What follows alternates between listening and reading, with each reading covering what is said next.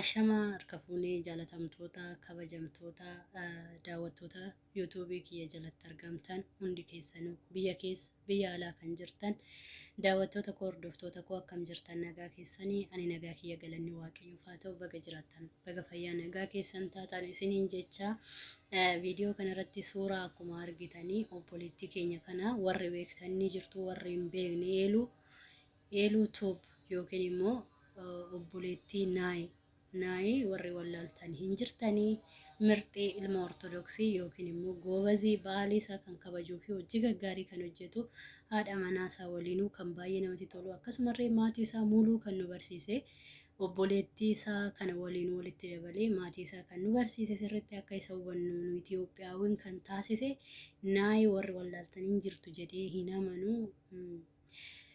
Obboleettiin keenya kun samuunii kana baay'ee namni irratti duuleeru. Ishiin irree isarraan kan ka'e dhibamtee jirti ammoo viidiyoo hojjechaa jirti. Innis maalirraan kan ka'e yoo jettanii fiqranyaa ishii yookiin immoo jaalallee ishii bakka dhiiraa bakka buutee dikoorii adda addaa qopheessitee qalabatii qopheessiteeti akka sapiraayizii wayititti waan naurii kana jechuudha akka gaariitti fakkeessee hin beeku waan kun seexanni gaariitti fakkeessee viidiyoo daqqantee hiriyoota isaa waamtee hiriyoota ishii waamteet viidiyoo isbii maalii keessatti jilbeeffattee nafuuta haa ta'u siffuudha haa ta'u hin beeku waan ishiin jettee na dabbaree laallee gizuma ishiin asii fachisuu sochaatu dhugaa rabbii inuman ba'ee viidiyoo ishii hunda laaleen xumurree waan na dabbareef dhugaa mee laalaa isinuu sammuu keessa mazzanaatii nama hin dabbaru na obboleettiin keenya kun waan akkanaa goote inni jaalallee ishii jedhame sunis lakki jedheet yookiin inni bakka dubarummaa sambu'ee itti dhaga'amuun oolu aadaan biyya isaa naurii waan ta'eef lakkiin ta'uu jedheeni bakka sanitti qaanessee jechuudha. Viidiyoo sanis dhiisanii piraankiyyuu haa ta'u wanni kun baay'ee hubadhaa obboleewwan koo piraankumayyuu haa ta'u tabumayyuu haa ta'u hubadhaa bakka kanatti. Maal irraa baratu ijoollee obboleewwan ishii ni jiru kun kan dhalatan ni jiru maal argu maal irraa baratu kan jiru tokko ni jira sammuu boruu qabaachuun nurra jiraata gaafa kana gaafa qaanessuu boochee dhangalaatee gangalatteerti argitaniirtu isa immoo tiktok irratti argine dhuma isaa viidiyoo isaanii argine yuutuubii isaanii seenee laaletan hoggaa ishiin asii fachi sochaatee haala kanaan jettee dasa hojjettee kafana qaama ishee eenyutti laaletani na dabbareetu man ba'e achi keessaa gaafa kana gimmaasha isaa immoo tiktok irratti hoggaan laalu gizee ishiin boochee bakka of marrarteetu boochuu na arge jechuudha baay'ee tokko nama gaddisiisa innis immoo hin barbaadu wanta jedheeni jechuudha wanta nama dabbaru jechuudha gizuma jilbeenfatteetu dhiiran si fuudhamoo natti heerumtamoo akkamii akkisa gaafa jettuun ka jetteen waama jetteen ta'us jetteeni gaafa kana hin ta'u gaafa jedhuun maal ammaa itti dhaga'ama otoo jedheeniyyuu mucaan kun otoo jedheeniyyuu si fuudha ishee erga otoo jedheeniyyuu dhugaa rabbii tasiniin jedha boru kaalchuudhaan gadi ishii baasa akkamitti awwaraqata ergee biyya meeqarraan ishee barbaachisee xalayaa meeqa itti ergee janajjanaa meeqan ishii kaadhimatee sargeedhaan ishii fuudheyyuu muka itti dha'ee gadi baasaa argaa irra waluma faana jechuudha. Akkamitti tuni jilbeeffattee erga itti heerumtee booda dhursa ta'aafi. Ani shamarrumti keenya jechuudha. Dubartoonni keenya jechuudha. Dhiiruma xinnuma qabeenya qabu. Dhiiruma xinnuma muudii wayii qabu. Waan biraa jazbaas haa ta'u dullachas haa ta'u. Xinnuma muudii wayii qabaatu. Qabeenyaa qabaatu manni isaa tiiviin haa jiraatu biffeen haa jiraatu qabeenyi xinnoo gazzabni harkaa jiraatu dhugaa rabbii akkuma ishii kanatti jilbeeffatanii na fuudhedhu isi fuudhedhu sheemidha dhugaa rabbii utuu amma fi warqee haa uffatu dhugaa rabbii warqee haa uffatu jecha baasa ofuma dhiirumarraa bareeda waggaa jilbeeffatee niitii fuudhu biyya ijjatitti biyya ormaatti argina faashinii biyya biraatitti. Faashinii biyya biraa kana fuutee waggaa Itoophiyaan nu seesistu maaltu nutti dhaga'ama. Isa kana nuti Ameerikaa fa'aatti viidiyoodhaan tiiviidhaan laalla dhugaa rabbi ani tiiviidhaan arge gisee dubartiin jilbiiffattee dhiiranna fuuta itti faranjiin jechuudha. Hin kolfinis itti darbaa ganaa dubara dhaluu dandeessaa naan jedha. Hin kofallees dhugaa baay'ee saalfadhe malee dhugaa rabbi baay'ee na saalfachiise. Akkasuma ijoollee irratti duulanii viidiyoo irratti hojjechaa jiru. Ishiin irree dhibamteerti jechuudha argitanii. Miidiyaan kun budaadha dhugaa rabbi. Maaliif yoo jettanii gaarii hojjechaa dhuftee galgala keessa hoggaa yaraa hojjettu kanaan ijji namaa namatti bu'a. Misaaliidha akkuma nan itti qabame kana micoota nama nan jaaladha nan takataattala.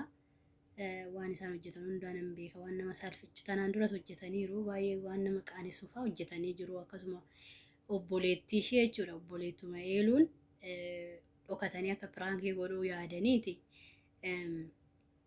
Ani jaalalli sirraa naqabee ittiin obboleettiin eeluus maal baratume amma kanarraa dhugaa rabbi baay'ee tokko achirratti falaal garaabi dhiiran jibbee ofan jibbe dhuguma natti fakkaate piraankichi sun jumaan maal rakkoo qabaree anis si jaaladheen ture bara obboleettii kee tananii sodaadhe malee si jaaladheen ture. Ishiinis kaa piraanki dhabxiree maal rakkoo qabaree irra tokkicha bicha wajjin zanaa jennaa minaa ittiin ishii bakkaadheen piraankidha. Garuu waan nama saalfessu kun waan nama jibbisiisa. Innaa baay'ee tokko achirratti ture baay'ee irratti gaddee ijji namaa shaggaa miti waan gaarii hojjedhaa miidiyaa qabdan irratti waan namaa hin hojjetinaa. Innaa micoon tun viidiyoo biraarree hojjetanii isas illaalli dhugaa na dabbareetan beekisee ishiin boochuu argee ammas hin boochee jechuudha bu'aa jirti. Akkam na saalfachiista hiriyaa koo keessatti akkam nama natti kofalchiista sittamanii nanii barii ofii keetii natsaana of gootee amma kana nattaallaltee nafaana turtee har'aa kanti nagatta haala salphaadhaan kan jiru tokko viidiyoo bakka sanatti dhaabee ba'e ammas viidiyoo biraa jechuudha. Hunda laaluun barbaannee nama dabbara waan ta'eef isiniin jedha. Egaa waan akkanaa kanarraa of eeggadhaa isin hundumti keessanuu goddanyaa yookiin immoo jaalallee keessan kabajumaa wajjin jiraadhaa hoggas umurii dheeraa wajjin jiraattu dhugaa rabbi. Yoo kabajaa waliin jiraattan umurii dheeraa waliin jiraattu yoo dhuguma wal jaalattan. Yoo akkana ta'e garuu yoo jilbiiffattee kan isa kadhattu ta'e garuu boru maal siin jedha beektaa? Gaafa manaa si ga'e gaafa fedhii isaa sirraa ba'e gaafa jireenyi keessan otoo wanni feetee guuttee raattee manni keechi gaaf tokko walitti bu'uun hin oolu. Gullichaa fi gullichaan walitti bu'aa waan ta'eef walitti bu'uun hin oolu eenyumtuu amma fee wal jaalate. Gaafa kana maal siin jedha beektaa? Ati bar na kadhattee dhufte bar anatu jilbiiffatteeti bar kadhattee boochee dhangalaatee tan si fuudhe amma saraatiin beekutti jedhan jechuudha. Waan akkanaa numaa baasu waan akkanaatirraa of qoxxobaatee jaalala dheeraa ni barbaaddu yoo ta'e wajjiniin bara dheeraa jiraachuu hawwitu yoo ta'e kabaja jaaladhaa laphee keessanirraa burqisiisatee jaaladhaa abbaa manaa keessan no problem. Garuu jilbiiffattanii fi maal jettanii fi siifan du'a bar siifan asiin ba'a dhugaa rabbi isinirraa jijjiirrama innumti gaarii sun. Innumti sirriitti isin jaalatu sun bakka maaliif jennaan dubartiin kan irraa bareeduyyuu of qoxxobuu ishiitiin kan irraa bareeduyyuu sina siraata ofitti horuu ishiitiif argitanii dubarummaan ishee kabaja ishii yoo eeggatte qofa amma feeteyyuu yaa bareeddu meebeetii dhuguma siin jedha maa bifti ishii warqii fakkaatiin kabaja ishiin eegdu taanan dhiirri tanatti ishiin qoxxoru jechuudha. Waan an arge nama miiliyoona irratti waan an argeefani. Galanni waaqayyoofata biyya ormaa keessas ijoollee biyya keessatti illee waa hedduu argina namni ijjitti godhamee uumame namni ija qabu namni miroo qabu waa baay'ee arga waan ta'eef argine of eeggadhaa isiniin jechuu hawwaa abbaa manaa keessan kabajaa jaaladhaa kunuunfadhaa xurii irra hin buusinaa garuu jilbeeffatinaafi maa jechuudha. Takka miila dhiqxee bishaan miila isaa dhugdi. Inni haadha gurraa bareeda mucaa wayii argeeta viidiyoo wayii isatu dhugee bishaan miila ishee dhiqeetti xaxatti godhee taabbaatu haa dhugu.